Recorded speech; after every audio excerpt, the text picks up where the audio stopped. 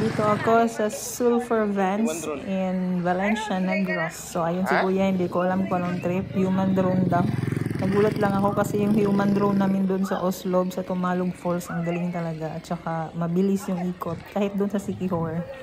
Kaya, si Kuya, hindi ko alam kung human drone ba ito. Ano, hinihilo lang yata tayo nito eh.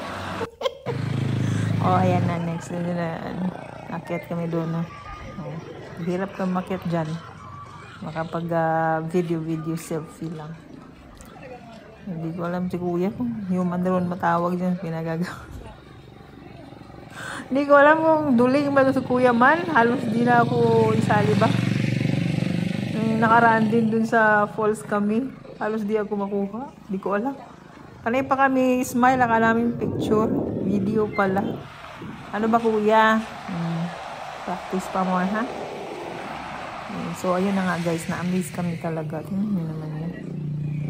Bagal lang yung drone namin. Uy, hindi ko alam kung style niya talaga yung mabagal. Alam ko kasi yung parang ano eh. Ikot-ikot ba? Na mabilisan, sabay tutok, sabay takbo. Yung ganon. Mamaya. Wala lang, nakakaliw lang si Kuya. So, ayun na nga guys. Ako si Krista yan. Travel buddy ko. Akala ko dyan, nung pagdating namin, sabi ko, ano ba yung umuusok na yan? Parang puputok na ba ito? Yung pala yung Sulphur Vans na tawag.